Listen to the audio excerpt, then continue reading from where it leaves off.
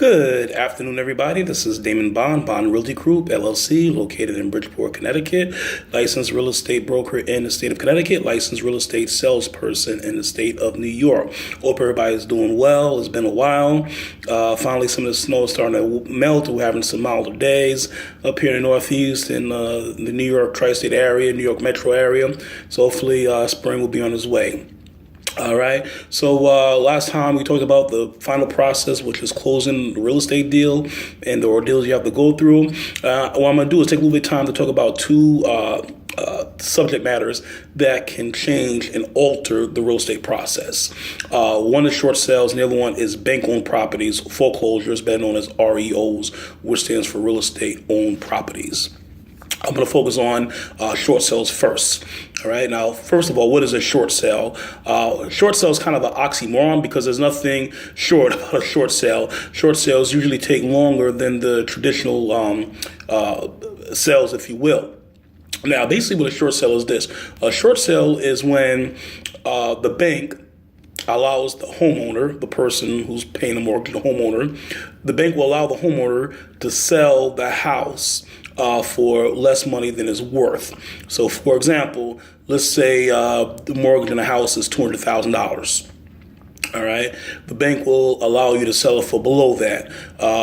So the bank is taking a loss. So in other words, instead of selling for $200,000, the bank will allow the homeowner to sell it short, if you will. Let's say $150,000 or $125,000, something like that. Anything below the $200,000 mark. This is what a short sale is. So you may be asking yourself, why would banks be willing to do that? Well, for a couple reasons. Number one, the bank would rather have a person living in there and take the loss. For the selling of the property. So in other words, if the house goes into foreclosure, right, then that means the property is going to be unkept. There could be vandalism involved, people breaking in the house, stealing copper pipes and stuff like that. Sometimes the people who are being, forfeited on, who are being evicted, will destroy the house intentionally out of anger and stuff like that. So by the banks allowing the person to sell the property below market value, below what the mortgage is, they can ensure that the property will be taken care of, because let's face it, you still live there as the homeowner, so which means that you're not going to let the house fall apart because you live there with your family, whatnot. So you're not going to let the house necessarily go into deterioration. So that's one reason. Another reason is a short sale. At least they're going to get some of their money back. They're going to recoup a large percentage of their money back. They're not going to get everything, but they're going to get a large percentage of their money back. It's easier and less time consuming, less expensive for a house to go through a short sale than it is for a foreclosure. Foreclosure, they're going to get pennies on the dollars for what the house is worth. This is why foreclosures can be great, but we're going to talk about that in the next video clip. But in any case, though, this will allow the banks to recoup some of their money. And the third reason is the fact that the people who will do the short sale, the homeowners, the borrowers, their credit is not going to be totally wrecked as it would be with a foreclosure. So yeah, their credit is going to take a ding, no doubt about that, but it's not going to be like horrendous like it would be for a straight up foreclosure. So basically, these are the three reasons why banks, will allow a short sale to take place. Because number one, they know that they'll maintain the integrity of the property. Number two, they will recoup some of their money back more easily available than through a foreclosure. And number three, the bank, the consumer will walk away with their dignity, so to speak. But the bank is worried about the first two as opposed to your dignity. That's more for the sellers who are selling their short sale property. We'll talk about that. So how is a short sale different than a regular traditional, let's say, closing? Well, a couple of things here. Number one, you go out with your agent and you see a property you like is a short sale. All right. The first thing is this. The contract's the same and everything. All the information is the same. The amount you want to put, the amount you want to offer is the same. That's not different. What is different? The difference is the fact of when you can expect things to happen. Now, when you when you do your offer, right, your agents will present it to the listing agent, right? The listing agents will present it to the sellers. And let's say the seller said, once again, we'll say the house is $200,000, right? and let's say it's worth more than that. Let's say it's worth 300,000, but you want to pay 200,000 for the house. So the borrowers, the people who are selling the house will be like, great, fine, they'll sign off on it, right? And that'll be great. And then you'll sign off on it, okay? Now, here's the difference. Stop right there. In a regular transaction, both parties will sign off on it. There's a meeting of the minds, and then the process goes from there. What a short sale is, even though the sellers and the buyers sign off on it, the bank has to approve it. So from the seller side, when you get the signatures, the agent's going to present it to the bank and say, hey, listen, we have some people interested in buying this property, and here's how much their offer for. Here's how much the offer is for. They got to get permission from the bank, or the green light, so to speak, to move ahead with the short sale process.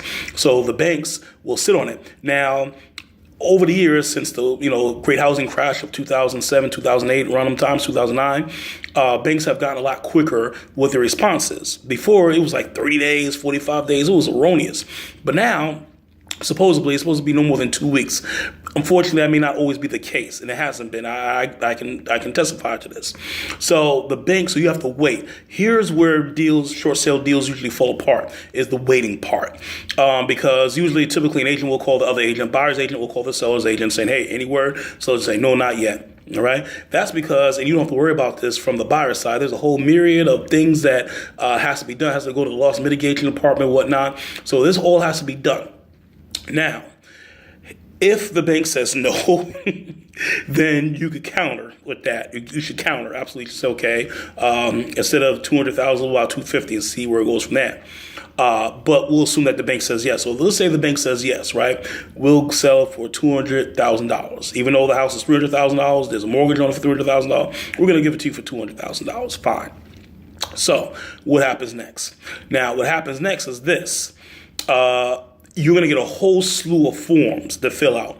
One of these forms is probably going to be called an arm's length transaction.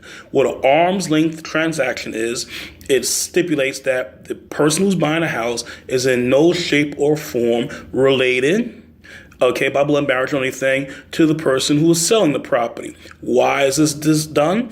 This is done because they don't want, let's say, Bobby, who's the homeowner, to sell it to his cousin John.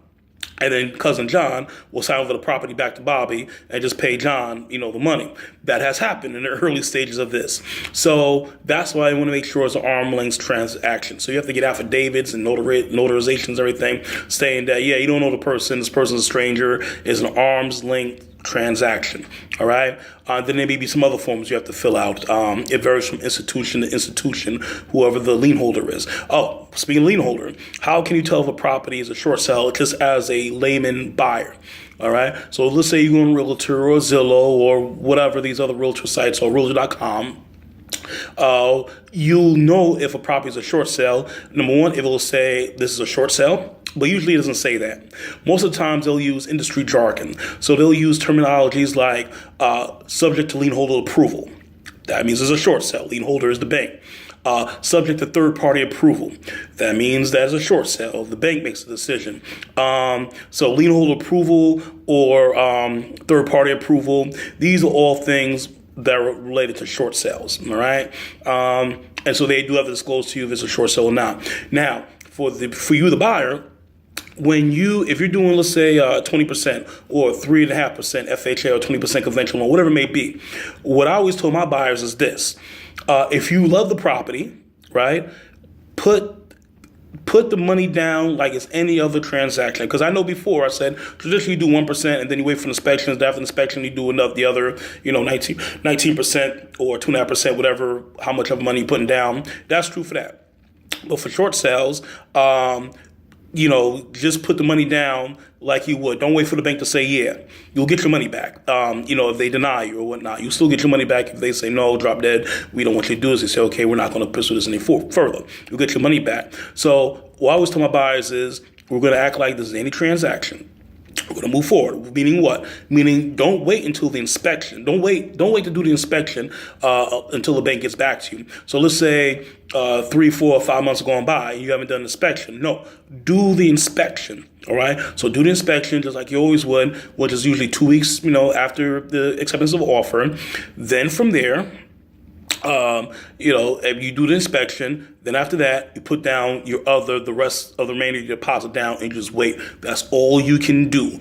The person on the other side, the listing agent, they don't know when the bank is going to, do anything. The bank does things on their own time. And the reason why you want to have all your ducks lined up in a row, so to speak, I'm sorry to use that cliche, but that just came to mind, is because the fact is the bank works on your own time frame. So the bank says, okay, jump, you ask how high, basically speaking, because if that property ain't ready, if you're not ready for the buyer's part, they'll move on to the next person. They don't care. Remember, this is an institution. This is not, people you're dealing with. These are institutions. So that's why I stress that. And once again, if you have any questions, email me, dbond011@gmail.com. That's dbond011@gmail.com. If you like this, like it on Facebook and share it. Probably somebody else probably could use this information as well.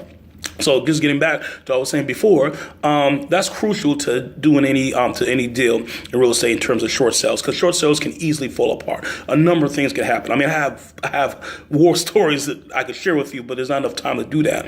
So just be wary of this. Also, another difference with short sales is this. Do your inspections, but keep in mind, unlike regular home inspections that are done with regular sales, no problem.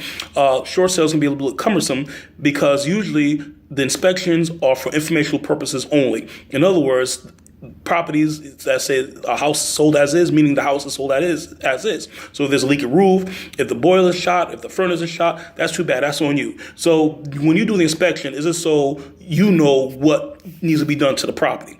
The owner's not going to do anything to it. They're not going to give any money towards credit to take care of that. All right. The onus is going to be on you, and you alone. So just remember that. Also, just let you know, with short sales, they can be time consuming. How long does it take to close on a short sale? It depends. I did a short sale as quick as 2 months.